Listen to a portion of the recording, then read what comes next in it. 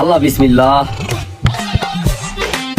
কি ভাই, আপনি এইটুকু ছিলেন, নামাজ পড়ে এলেন, এখন দেখি অন্য একটা টুপি মাথায় পড়তেছে।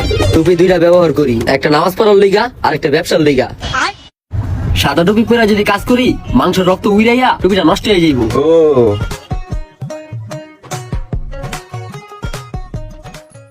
আজকে দেখা 22 কেজি গোস্ত নিয়ে যাবো।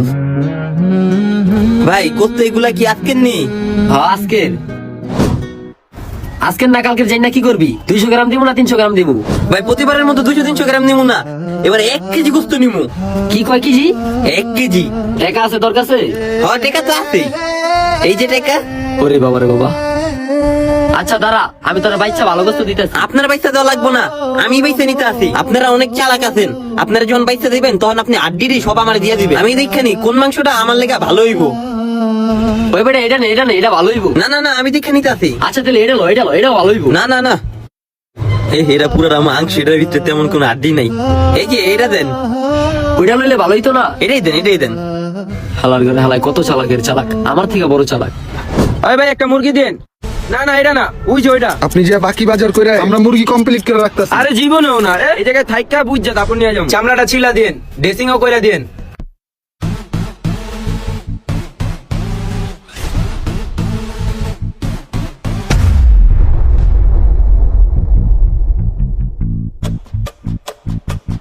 এই নেন। এই লো।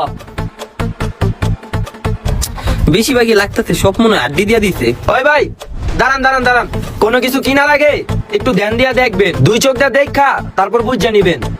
বুঝি নাই কা এই কথার মানে? আপনি যে বাইচ্ছা গোস্তটি নিছেন, হ্যাঁ এখন তো অর্ধেক গোস্ত রাইখা আপনার হাড্ডি মিলাই দিছে।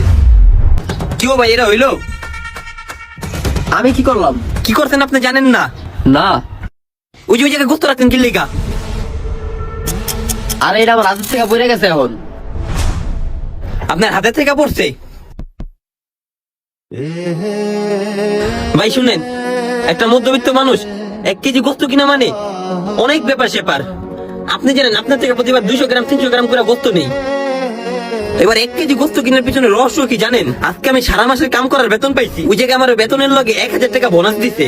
চিন্তা করছি বোনাসের টাকাটা উল্টাপাল্টা জায়গায় খরচ না কইরা 1 কেজি মাংস নিয়ে যাই, ঘরের বৃত্ত মা বাপ দেখলে খুশি হইব। আপনার থেকে অনুমতি নিয়ে তো বাইতে আমি আপনার একটা গোস্ত দিছি। এই গোস্তটা যদি দেওয়ার নিয়ত নাই থাকতো আপনি শুরুতে আমারে না করে দিতেন। কি লেগা গোস্তের টুকরাটা নিচে নিয়ে নিজের থেকে সব আড্ডি দিয়া কি লেগা আমার লগে প্রতারণাটা করলেন? আপনার এই হাত কিয়ামতের মাঠে কথা কইব। আল্লাহরে কইব, আল্লাহ আপনার দেওয়া এই হাত দিয়া একজন গরিব অসহায় দরিদ্র মানুষের সাথে প্রতারণা করছে। আপনার দেওয়া হাত আপনি বলতেন আনুগত করতে, তাই আমি আনুগত করছি। কিন্তু আজকে আপনি আমার কথা বলার ক্ষমতা দিচ্ছেন। আমি